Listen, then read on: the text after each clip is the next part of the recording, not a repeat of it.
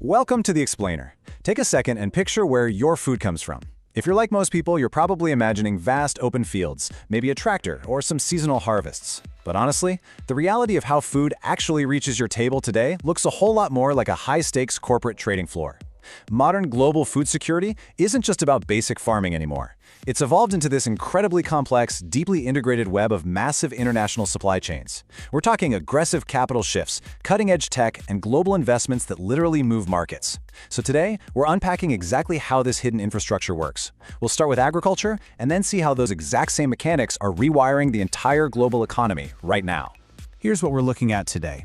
1. A new agricultural partnership. 2. Beyond raw commodity trade. 3. The value-added supply chain. 4. Global capital and policy shifts. And finally, number 5, the future of global trade. Let's get right into it. Section 1. A new agricultural partnership. South Africa and Italy join forces.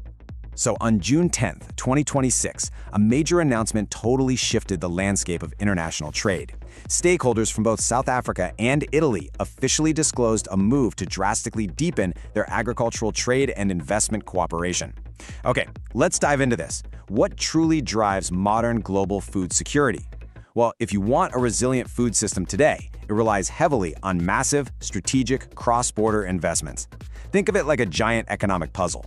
You've got one country with the expansive land and raw agricultural materials, and another country that brings advanced manufacturing tech and established global distribution networks to the table. By combining forces, they figure out how their complementary strengths can build something vastly bigger than just basic primary agriculture. The whole goal here is to create systems that can actually scale profitably in these volatile global markets. To really understand the stakes we're dealing with here, just consider this number. $3.7 billion.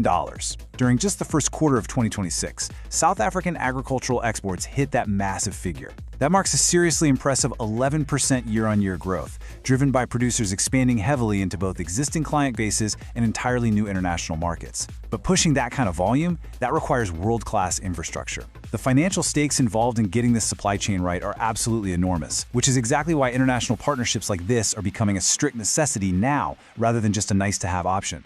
Section 2. Beyond raw commodity trade. The paradigm shift. South Africa is attempting to make a massive economic leap here, and they're leveraging Italian expertise to make it happen. And this brilliantly illustrates the core strategy. It's a critical pivot from the old model of raw commodity trade over to higher value processing and manufacturing. The old way is basically just growing a crop and shipping it out in its most basic form. The new way, it's the difference between selling a simple crate of raw oranges for a few bucks versus processing those exact same oranges into high-margin, shelf-stable, packaged juices and premium extracts. Food processing remains one of the single greatest opportunities in South Africa's agricultural economy. By cooperating with Italian firms, South Africa can rapidly accelerate their technology transfer, expand their processing capacity, and utilize cutting-edge packaging innovation. That drastically increases their export competitiveness on the world stage. Moving to Section 3, the value-added supply chain, zooming in to the Western Cape. Now, let's narrow our focus to the specific region that's acting as the real testing ground for this incredible international partnership. The Western Cape has been identified as the key hub for this expanded cooperation. We're looking at specific focus areas like wine production, citrus exports, fisheries, food processing, and packaging technologies. Now, you might be wondering, why Italy? Well, Italy actually remains one of Europe's absolute leading food manufacturing and agro-processing economies. They've got highly specialized precision machinery that can do incredible things, like drastically extending the shelf life of organic products without dumping heavy preservatives into them. For South African producers, this partnership offers direct access to that top-tier technical expertise, acting as a highly lucrative gateway into broader European markets. And on the flip side, Italian businesses gain a highly strategic foothold in one of Africa's most advanced agricultural sectors. It's a win-win. Let's move to and see how this builds a completely integrated modern food system. Step 1 is production, right? Actually growing the goods. But it definitely doesn't stop there. Step 2 is processing, which adds that crucial financial value to the raw goods. Step 3 integrates advanced technology and cold chain logistics. Now, cold chain logistics essentially means maintaining a continuous, highly controlled refrigerated environment so that temperature-sensitive goods stay perfectly fresh as they travel across thousands of miles of ocean. Finally, step 4 is the export infrastructure.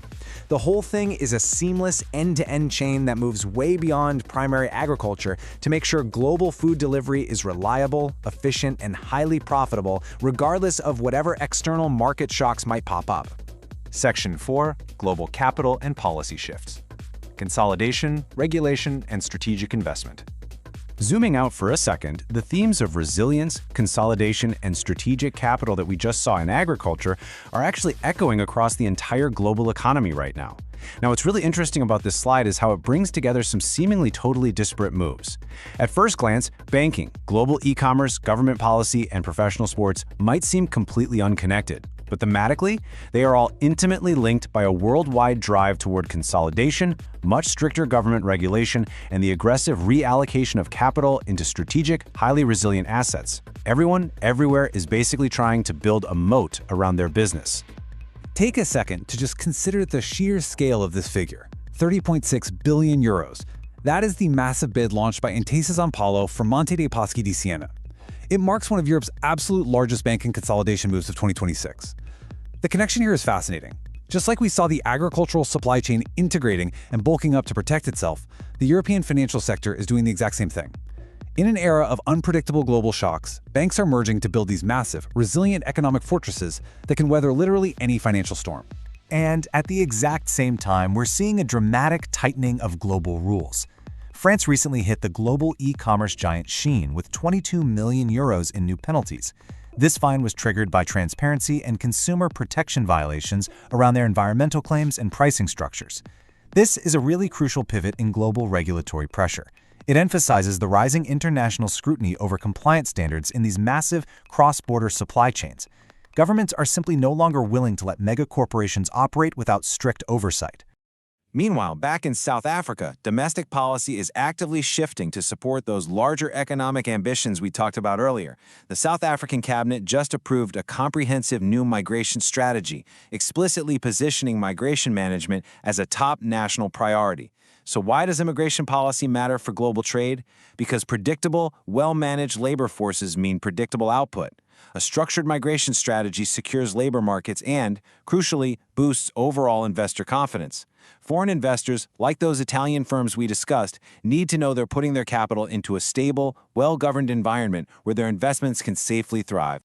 To wrap up this rapid-fire market update, it is fascinating to see exactly where billionaire capital is flowing for safety right now. Melinda French Gates has expanded her portfolio by acquiring a minority ownership stake in the NHL Seattle Kraken. This highlights how massive capital is aggressively seeking out fast-growing alternative asset classes. Professional sports franchises are incredibly scarce assets. There are only so many teams available, and they offer returns that don't always correlate with volatile stock markets. It's a perfect example of diversifying to find resilient growth outside of traditional avenues. Section 5. The Future of Global Trade, Connecting the Dots. We've looked at a multi-billion-dollar food processing deal between South Africa and Italy, European banking mega-mergers, regulatory crackdowns in global e-commerce, and high-profile sports asset investments. So the crucial point, connecting all of these, is summarized perfectly by this quote from our source material. Partnerships of this nature are becoming increasingly important drivers of agricultural industrialization and long-term economic growth. Whether you're looking at food systems, financial systems, or alternative assets, the overarching theme of 2026 is this rapid shift toward value-added resilience. In other words, it's no longer enough to just produce raw goods or hold loose cash. Success today means integrating resources, upgrading technology, and fundamentally building armor around your assets to protect against a rapidly changing world.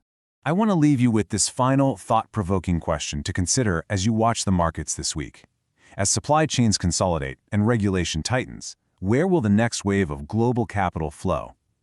Keep a close eye on these macro trends because they are fundamentally reshaping the world we live in from the ground up. Thank you so much for joining me today to explore this material. Keep learning, keep questioning, and I'll see you on the next explainer.